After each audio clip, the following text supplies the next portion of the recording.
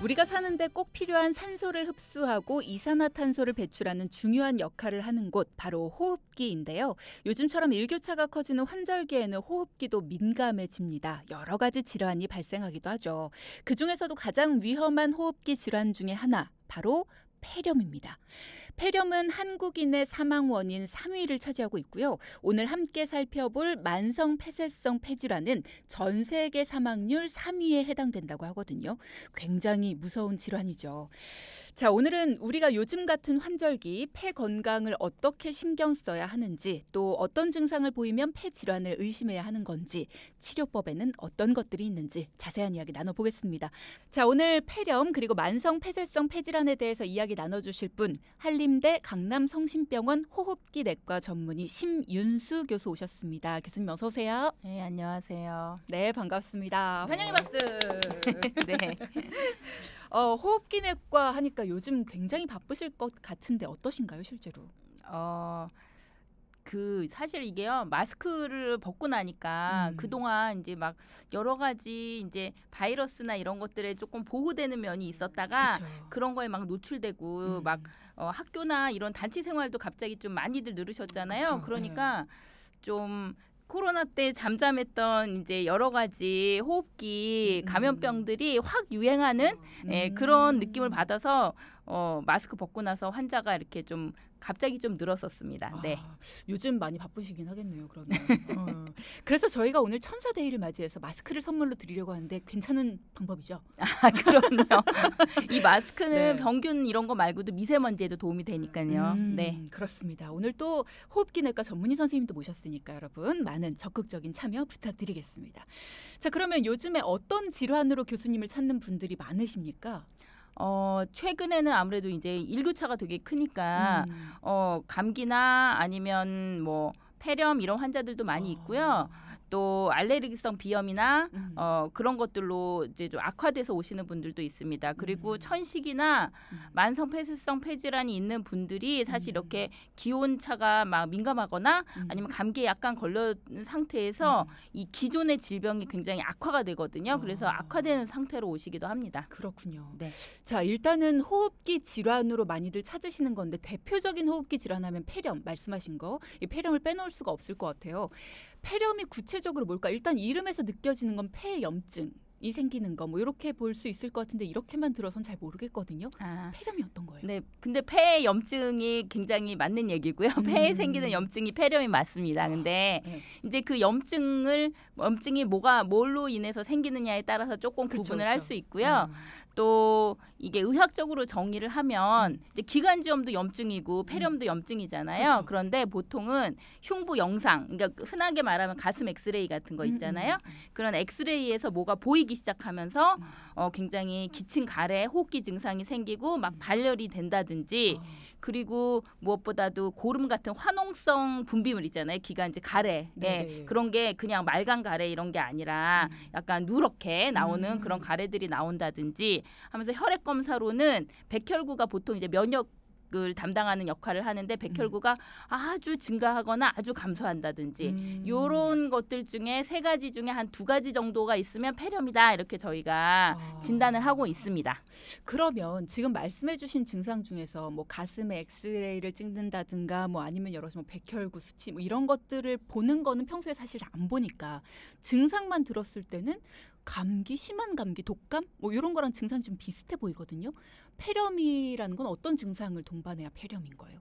사실은 증상만으로는 구분하기가 쉽지 않습니다. 아까도 제가 말씀드렸듯이 기관지염, 뭐 감기 아니면은 뭐 이런 것들 독감 이런 것들이랑 사실 혼동되거든요. 다 기침 가래 있으니까요. 근데 주로 이제 감기는 감기 바이러스, 독감은 독감 바이러스에 의해서 생기는데요. 2개도 굉장히 비슷하잖아요. 근데 감기는 주로 약간 상기도 쪽으로 해서 상기도라면 위에 코, 뭐 입, 목 요쪽이요. 윗상자. 그래서 숨 쉬는 구멍 중에 위쪽이요. 그래서 콧물 나고 막 목 아프고 두통 약간 있고 요쪽으로 뭔가 불편하다 하면 얼굴 쪽으로 하면 감기가 많고요. 그런 게 아니고 막 전신적으로 막 열이 너무 많이 나면서 근육통이 너무너무 심하다 그러면 독감이 많고요. 그런데 그거랑 조금 구분하게 폐렴이라고 한다면 아까도 제가 말씀드렸지만 이제 화농성 그러니까 고름 같은 분비물들 있잖아요. 누런 가래들이 막 나온다. 이러면 나 이거 그냥 단순 감기 아닐 수도 있겠는데 폐렴일 수도 있겠는데 이렇게 생각하시면 되고요. 또 폐 염증이 생기니까 이게 좀 번져서 늑막에 닿을 때는요. 늑막이 자극되면서 가슴이 아프다고 오시는 분들도 있거든요. 그래서 약간 흉부 통증 이렇게 흉부만 통증이 있는 건 감기에선 잘 없어요. 그래서 그런 것들도 있으면 나 요새 열도 나고 막 이러는데 가슴도 좀 아픈데 이러면 한번 와서 진찰을 받으시는 게 좋을 것 같습니다. 그런데 제가 한 가지 말씀드릴 거는 이게 젊은 분들은 이런데요. 연세 드신 분들은 열성 반응이 되게 무뎌지고 이런 면역 반응이 늦기 그쵸. 때문에요. 기침가래, 열 이런 보통 젊은 사람이 나타나는 증상으로 폐렴이 나타나는 게 아니라 그냥 기운이 없고 우리 어머니 아버지가 막 계속 주무신다 이러고 아니면 입맛이 없어서 막 자꾸 끼니를 거르고 뭐 못 먹겠다 이런다 이런 것만으로도 오실 수가 있어요. 열도 안 나는데 그렇기 때문에 노인 폐렴은 더 진단하기 어렵거든요. 그래서 평소보다 환자분이 좀 뭔가 처지는 느낌이 많이 난다. 할머니 할아버지들이 이러면 그래도 한번 또 병원에 모시고 오는 게 좋을 것 같습니다. 방금 말씀 주신 거에서도 굉장히 여쭤보고 싶은 게 많은데 그중에 일단 하나를 여쭤보자면 가슴 아픈 통증이 느껴지는 게 이제 폐렴이랑 관계가 깊다고 하셨는데 언제 아픈 거예요? 기침할 때 아프다든가 아니면 평소에도 계속 아프다든가? 이게 폐렴은요 사실 이제 염증이 생겼다가 약 먹고 낫는 거잖아요 보통은. 네. 그러니까 계속 가끔씩 간헐적으로 가슴 아프다고 오시는 분들이 있는데 그런 거랑은 별로 상관없고요. 네. 그래도 보통 기침 가래 있으면서 그냥 가만히 있어도 가슴이 아플 때 폐렴이 약간 의심이 되고요. 기침할 때 막 아픈 것도 가능성은 있지만 이게 폐 아무것도 없어도요 기침 많이 해도 가슴이 아플 수 있거든요. 그쵸, 맞아요. 네, 자극이 되고 아주 심하게 되시는 분들은 늑골에 골절도 올 수 있기 때문에 이 기침할 때보다는 그냥 가만히 있을 때도 좀 아프고 기침 가래가 동반된다. 그러면 조금 더 폐렴에 관련이 있을 거라고 생각하시면 될 것 같습니다. 네. 자, 돈키호테 2부 문 열었고요. 내 몸 사용 설명서 시간. 심윤수 교수와 함께 폐렴과 만성 폐쇄성 폐질환에 대한 이야기 나눠볼 겁니다. 그리고 앞서는 우리가 폐렴에 대한 이야기 나눠보고 있었고요.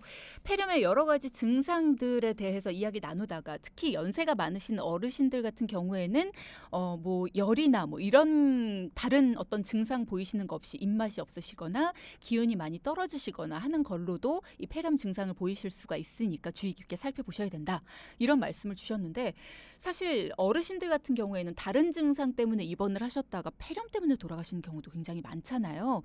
왜 그런 건지 노인분들은 폐렴 진행 속도가 빠른 건지 아니면 다른 병이 이 폐렴으로 올 수도 있는 건지 이게 굉장히 궁금해요. 일단은 저희가 폐렴은 이제 뭐 흔하게 우리가 생각하는 폐렴은 세균성 폐렴이 제일 많거든요. 이제 세균이나 이런 것들이 또 이물질이나 이런 것들이 막 들어가서 폐에서 염증이 생기는 건데요. 네네. 폐는 사실 나갈 구멍이 들어온 곳밖에 없잖아요.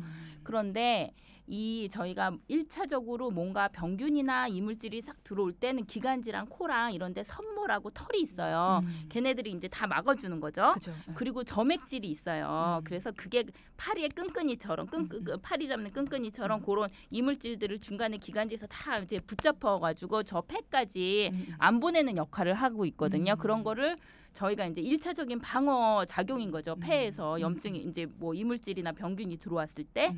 그런데 노인분들은 그런 것들도 이제 노화가 되기 때문에 이런 점액 선모 반응이 굉장히 떨어지게 됩니다. 그러니까 일단은 이런 병균들에 취약한 거죠.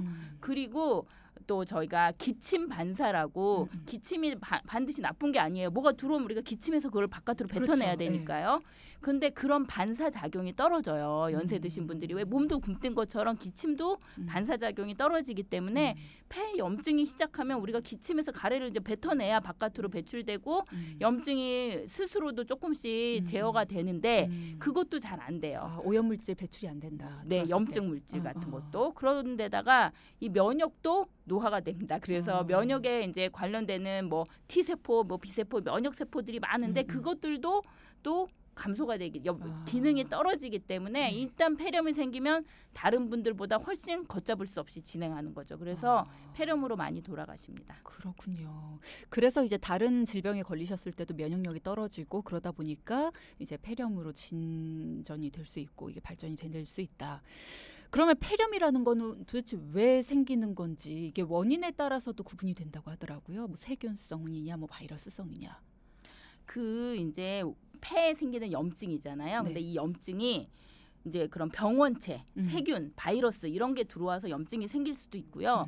알레르기 반응으로 염증이 생겨서도 폐렴이 생길 수 있고 아니면 자가 면역 질환 뭐 요새 루푸스 이런 거 들어보셨잖아요. 그런 것들 자가 면역 질환인데 폐 염증이 생긴다 하면은 또 그것도 폐렴이라고 할 수 있습니다. 근데 우리가 그냥 폐렴이라고 할 때는 거의 90% 이상이 세균성 폐렴이 제일 흔하고요. 세균하고 바이러스는 그냥 병원체긴 하지만 조금 종류가 다른 애들인 거예요. 바이러스는 감기 같은 걸 주로 많이 일으키고 폐렴은 좀 덜 일으키는 무생물하고 생물의 중간인 단계인 그런 미생물인 거고요. 네. 이 세균은 가장 하등한 단세포 생명체라고 생각하시면 되거든요. 그래서 세균성 폐렴이 가장 우리가 흔하게 생각하는 폐렴입니다. 어떤 걸로 인해서 걸리는 거예요? 세균성 폐렴이라고 하면 세균이 우리 몸에 들어오게 되는 데는 어떤 경로가 있을 거 아니에요? 대부분이 이제 호흡기 이제 코나 입으로 이제 들어가게 되는데요. 저희 입에도 지금 당장 저희 4명 이제 검사에도 여러 가지 세균이 다 있습니다. 우리 몸속에 대장균도 늘 뱃속에 있는 거고요. 그렇죠. 입안에도 세균이 많이 있어요. 상재균들이 다 있거든요. 그렇기 때문에 그런 것들은 이제 막 반복적으로 기관지염이나 폐렴 앓으셨던 분들은요. 아예 저희가 집락을 형성해가지고 균이 그냥 컨트롤되고 있다가 컨디션이 안 좋아지면서 이제 폐렴이 되시는 분들도 있고 아니면 이제 뭐 유행성 이제 세균성 폐렴이라면 마이코플라즈마 같이 이렇게 뭐 집단 시설에서 유행하는 그런 균들도 있거든요. 그래서 대부분 호흡기로 이제 옮거나 아니면 우리가 입에 있는 그냥 그런 상재균 가지고도 면역이 떨어지거나 막 자꾸 흡인이 되거나 아까 병원에 입원하신 분들이 폐렴 생기셔서 많이 돌아가신다고 했잖아요. 많이 누워 계시고 다른 병원으로 아까 말씀드렸던 그런 기침 반사나 이런 게 더 떨어지시잖아요. 그러면 이런 식이뿐만 아니라 이런 입의 분비물도 식도로 잘 넘어가는 게 아니라 기관지로 많이 넘어가면서 그게 쌓여가지고 폐렴이 되기도 합니다. 그래서 뭐 골절 수술하시러 입원했는데 골절은 잘 수술 끝나셨는데 나중에 폐렴이 생기시면서 돌아가시거나 골절이 폐렴. 네, 골절이 그렇죠. 바로 폐렴으로 가는 건 아니고 이제 그렇게 누워 계시다가 네네 그런 분들 많이 계십니다. 이런 질문을 주신 분도 계시는데요. 요즘 TV에서 폐렴 백신 광고 많이 하는데 부모님 두 분이 80세, 75세 고령이세요. 그러다 보니까 독감 예방 주사를 맞으시면서 이 폐렴 백신 주사를 맞으셔도 될지가 걱정입니다. 폐렴 백신 접종 연령은 어떻게 될까요? 라는 질문 주셨어요. 폐렴은 이제 소아는 필수 접종으로 지금 폐렴 구균에 대한 백신을 하고 접종을 하고 있습니다. 네네. 근데 제가 이제 폐렴 백신이라고 말씀하셔서 이제 잠깐 설명드리고 넘어가면 이게 폐렴이란 질병에 대한 백신은 아니에요. 백신이라는 거는 병원체에 대한 백신이거든요. 폐렴 구균이라는 균에 대한 백신이에요. 그래가지고 근데 폐렴 구균이 폐렴을 제일 많이 일으키는 흔한 균입니다. 이제 많이 일으키는 그렇기 때문에 폐렴 구균에 대한 백신만 해도 폐렴에 대해서 상당수 예방할 수 있는 거죠. 그러면 폐렴은 언제 맞는 게 좋으냐 하면은 당연히 이제 연령이 있으신 분들이나 아니면 그 외에도 만성 질환자 같이 폐렴에 취약할 수 있는 분들이 있잖아요. 면역이 떨어지실 수 있는 분들 그런 분들은 다 같이 맞으시는 게 좋고요. 만약에 한꺼번에 그냥 독감 맞는 날 맞고 싶다 하시면 독감 맞는 날 같은 날 맞으셔도 됩니다. 같은 날 맞으셔도 되고요. 다른 팔에 한 짝씩 맞으셔도 되고요. 그러나 독감 그 백신으로 인한 면역의 형성은 1년밖에 가지 않기 때문에 매년 맞으셔야 되잖아요. 근데 폐렴 구균 백신은 크게 13가 단백 접합 백신하고 23가 다당질 백신이 있는데 13가 백신은 그러니까 백신이라고 하는 거는 평생 한 번만 맞으시면 돼요. 그래서 그때 맞으시면 그걸로 쭉 갑니다. 근데 이 13가라고 써 있고 제가 23가라고 말씀드렸잖아요. 13가는 폐렴 구균도 종류가 그 아래 여러 가지가 있어요. 그런데 13가지 타입을 쉽게 말하면 막아주는 거고 23가는 23가지 타입을 막아주는 거예요. 그러면 23가가 더 좋을 것 같잖아요. 네. 근데 이게 이제 둘이 백신을 형성하는 기전이 좀 다른데 노인분들은 백신을 맞아도 이게 항체가 형성이 안 되는 경우들이 있어요. 면역이 떨어진다고 말씀드렸잖아요. 그래서 이 13가 백신이 조금 더 면역을 잘 형성시켜요. 23가가 13가. 13가가. 네, 그래서 13가를 먼저 맞으시고 그다음에 근데 그래도 13가에서 커버 안 되는 게 23가에 또 들어 있잖아요. 23가지니까. 그래서 1년쯤 지나서 23가를 한 번 더 맞으시는 거를 학회에서는 권고하고 있습니다. 근데 가끔씩 나는 백신을 맞으면 아파 해서 독감 백신도 안 맞으시는 분들이 있으시잖아요. 그런 분들은 지금 얘기를 들으시면서 독감 백신을 맞는데다 같은 날 폐렴구균 백신을 또 맞으면 너무 아플 것 같은데 내가 오히려 안 아프다가 이것 때문에 아픈 거 아니야라고 걱정하시는 분들도 있으실 것 같거든요. 네. 뭐 폐렴구균 백신은 사실 평생 한 번 맞는데 뭐 굳이 같은 날 안 맞으셔도 되고 다른 날 맞으셔도 됩니다. 근데 물론 뭐 그렇지만 네, 근데 이제 독감은 독감 백신을 걸리면 가볍게 독감처럼 앓는 분들이 많잖아요. 맞아요. 미리 앓는 분들이. 근데 폐렴 백신은 맞으셔가지고 그렇게 막 폐렴을 앓거나 그런 증상이 주로 나타나지는 않고요. 국소적으로 이제 맞으신 부위에 네. 동통이나 붓기 이런 것들이 생기시는 분들이 간혹 있어요. 그런 게 이제 주된 이제 합병증으로 나타나기 때문에 큰 걱정 안 하셔도 됩니다. 그렇군요. 그러면 맞으시는 게 필요하다. 연령이 많으셔도 맞으시는 게 필요하다라는 말씀이신 거죠? 네, 그렇습니다. 지금 80세, 75세 고령이시라 걱정하셨는데 맞으시는 게 필요하다라는 거. 그러면 백신을 맞고 나면 폐렴구균 백신의 경우 폐렴구균에 대해서는 확실하게 막아줄 수 있는 건가요? 아, 어떨까요? 제가 이제 13가, 23가라고 했으니까요. 네. 이걸 또 벗어나는 것과 그리고 아까 제가 노인분들은 맞아도 100% 안 될 수도 있다고 했잖아요. 근데 다 그런 거를 감안하고라도 그래도 상당수 예방이 된다라고 생각하시면 됩니다. 8817님께서 가슴에 통증이 좀 있고요. 기침이 2주 정도 계속 나오고 있습니다. 초기에 감기약 처방받고 먹고 있는데 낫질 않고 기침이 계속 나네요. 그래서 그런지 가슴도 아프고요. 폐렴일까요? 라는 말씀 주셨어요. 사실 폐렴의 진단에는 가장 중요한 게 엑스레이에서 뭐가 보이고 이제 화농성 객담 같은 게 있는 것들이 진단 기준에 꼭 필요하기 때문에 그것만 가지고 저희가 폐렴이라고는 말하기는 어렵지만 감기는 사실 2주나 가지는 않거든요. 그래서 아마 감기 기운이 있다가 그게 이제 진행하면서 축농증이라든지 아니면 기관지염이라든지 아니면 조금 더 안 좋으면 폐렴이라든지 그래서 2차성 세균성 감염에 의한 뭔가 질환이 발생했을 수는 있겠습니다. 그래서 병원에 한번 가셔서 진찰을 받아보시는 게 좋습니다.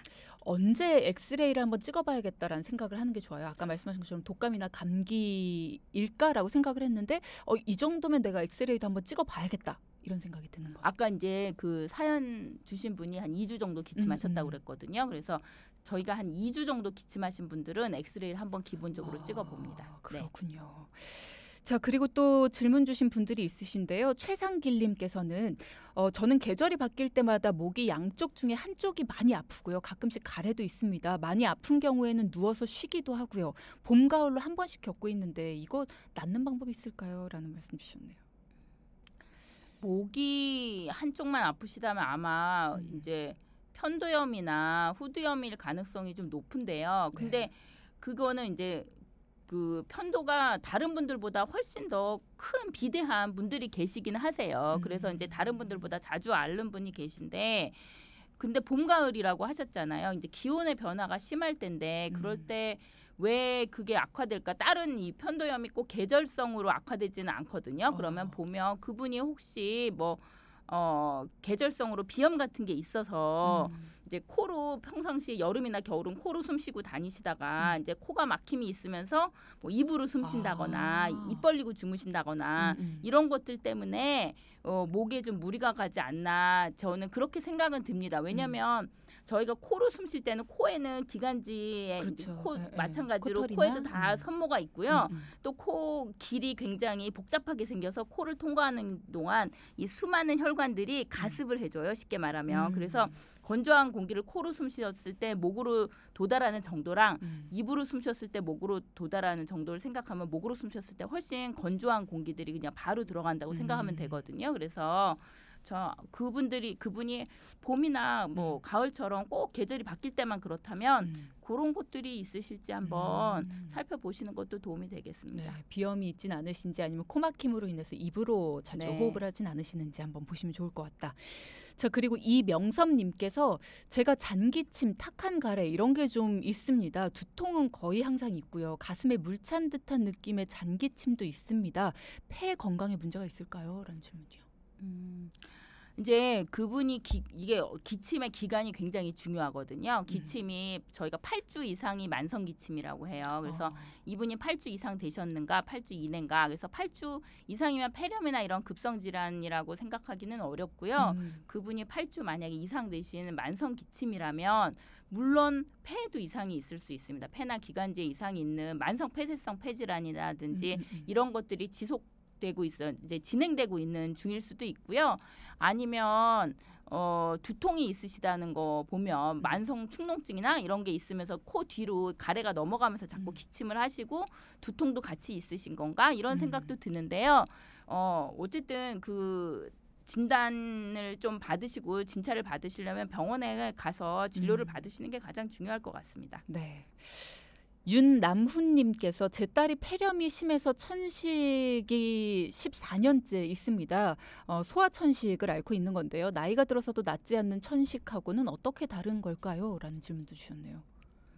천식이라는 게 이제 기도 질환인데요. 네. 기도라는 건 공기가 드나드는 통로잖아요. 그렇죠. 근데 그게 뭔가 감기에 걸리거나 막 먼지 많은 곳에 가거나 스트레스가 받거나 그러면 과민해서 확 수축하면서 막 점액을 막 분비를 해요. 그렇게 해서 수축이 돼서 기관지가 길이 좁아지면 공기가 잘 드나들지 않잖아요. 그렇죠. 그러니까 막 숨이 차고 쌕쌕 소리가 나는 거거든요.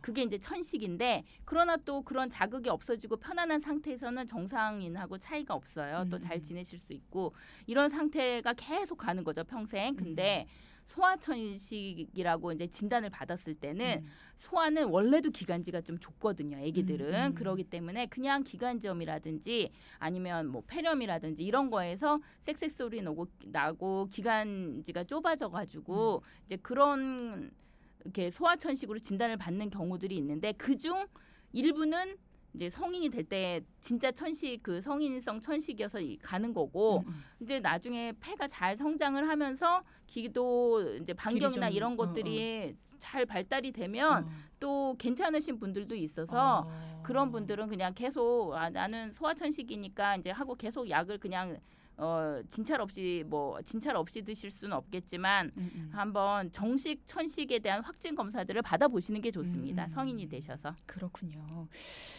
자, 오늘 질문이 굉장히 많으셔서 쉴 새 없이 거의 말씀을 해주고 계시는데 폐렴 이야기도 거의 끝내지 못하고 있습니다. 그래서 노래 안 듣고 일단은 계속 이야기를 진행을 해볼게요.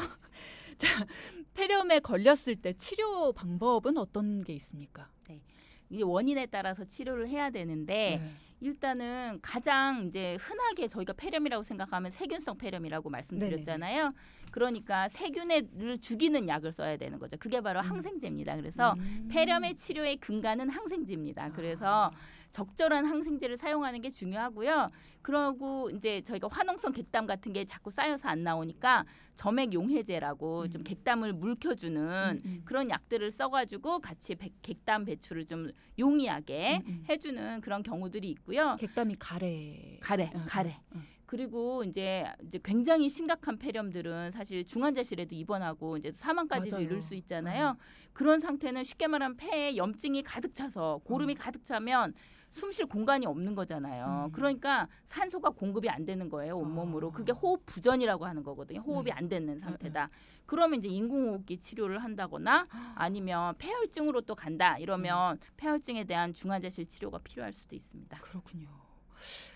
굉장히 심각한 질환으로 이어질 수도 있네요. 가족 중에 폐렴 환자가 생기면 격리가 필요한가요? 라고 이윤성님 말씀하셨는데 폐렴도 전염이 되나요? 라고 2664님께서도 말씀 주셨거든요. 네, 아니 세균은 그렇게 전염되지 않습니다. 그렇기 때문에 폐렴 환자가 있을 때 격리하실 필요 없습니다. 학교 그대로 나가도 되고 아이들 같은 경우에도 그렇습니까? 푹 쉬어야 잘 나니까 좀 쉬는 게 좋을 것 그렇죠. 같긴 하지만 친구들한테 옮겨줄까봐 안 갈 필요는 없습니다. 그렇군요. 네. 자, 폐렴에 대한 이야기를 나눠보고 있습니다. 폐렴에 도움되는 음식도 있을까요? 라고 김나은님 말씀 주셨네요. 여기까지만 질문 드리고 다음 이야기로 넘어가야 될 것 같아요. 네. 폐렴에 도움되는 음식이 딱히 어떤 음식이 있는 것은 아니고요. 수분 섭취와 네. 이제 골고루 잘 영양을 그렇죠. 공급하는 거. 네, 면역력 키우는 거. 네, 그게 이제 제일 중요합니다. 네. 네.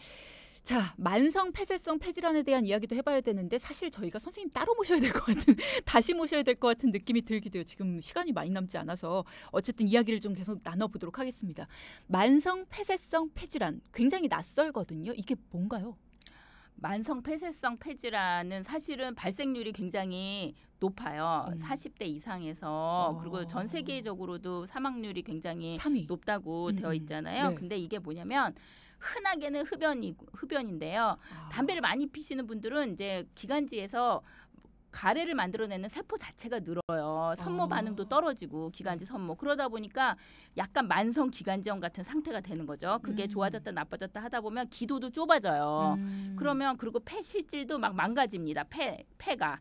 그래서 결국은 공기의 흐름이 원활하게 왔다 갔다 하지 못하고 이게 제한이 생깁니다. 그러니까 좁은 기도를 통과하려면은 아무래도 쉽지 않을 거 아니에요. 그렇죠. 공기가. 네. 그래서 숨이 차고 그리고 기가지 선모도 반응이 떨어지고 폐실질도 망가졌으니까 기침하고 가래도 만성적으로 있습니다.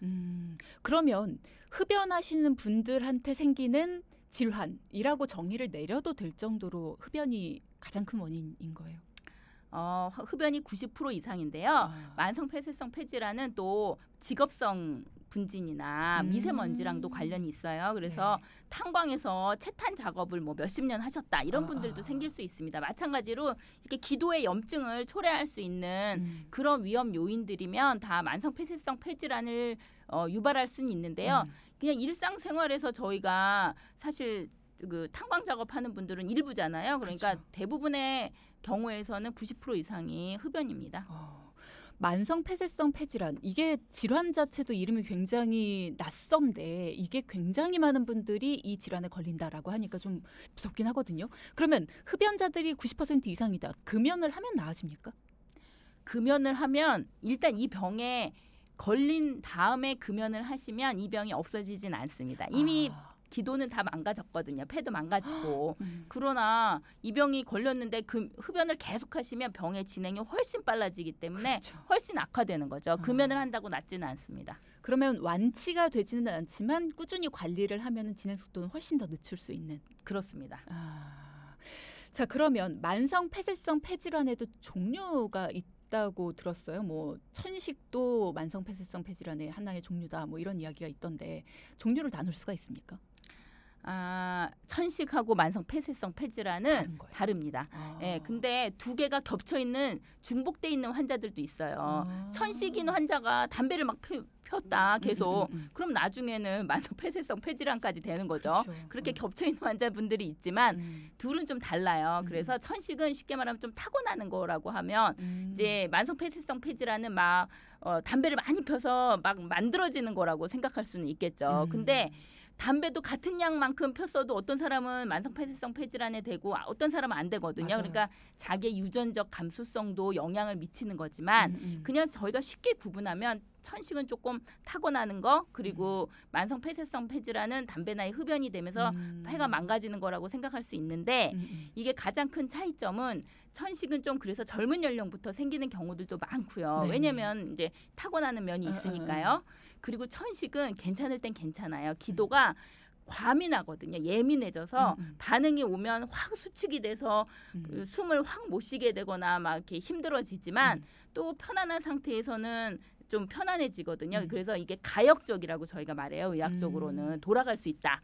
그런데 이 만성 폐쇄성 폐질환은 비가역적이라고 말해요. 이거는 한번 좁아진 기도는 넓어지지는 않아요. 그래서 이거는 담배를 좀 오래 피신 중년 이상의 환자 사람들한테 많이 생기는 병이라고 생각할 수 있습니다. 그래서 천식하고 만성 폐쇄성 폐질환은 같은 기도 질환이지만 두 개는 조금 다른 질병입니다. 그러면 연세가 좀 많은, 그러니까는 담배를 오래 태우신 연세가 많은 중년의 남성분이실 경우에는 호흡의 소리가 조금 쌕쌕 소리가 난다고 하더라도 내가 나이 먹어서 그래라고 넘기실 수도 있을 것 같고 또 가래나 이런 분비물이 좀 나오더라도 내가 나이가 좀 있어서 그래 이렇게 생각하실 수 있을 것 같거든요. 특별한 증상이 있을까요? 만성 폐쇄성 폐질환. 아, 이게 진단이 그래서 어려운 게 왜 네. 그러냐면 갑자기 폐렴은 멀쩡하게 살다가 막 갑자기 막 기침나고 열나고 아프니까 막 큰일 났나 보다 하고 병원에 오시잖아요. 그죠. 근데 이거는 담배를 피는 동안 굉장히 서서히 진행을 하거든요. 그러니까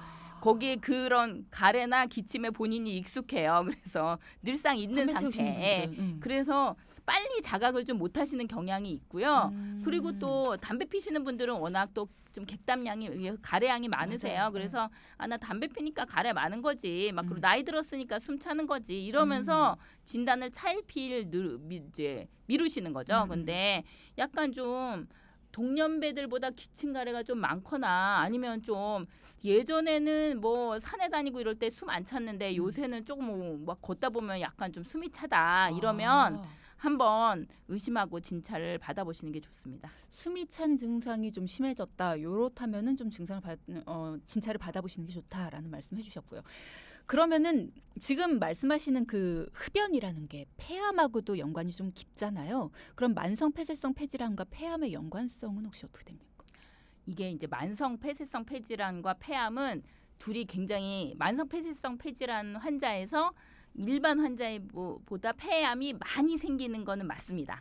근데 이게 이제 만성 폐쇄성 폐질환 환자들이 기도도 좁아지고 이랬으니까 이게 발암 물질이나 이런 것들을 제거를 빨리빨리 못해서 폐암의 발생률이 높아지는 건지 아니면 사실 흡연이라는 대단한 발암 물질을 되게 공통적으로 원인으로 가지고 있잖아요. 네네네. 그래서 둘이 같이 잘 생기는 건지에 대해서는 아직 연구로 딱 규명하지는 못했습니다. 그러나 어쨌든 이 같이 동반돼서 진단되는 경우는 많이 있습니다. 그렇군요.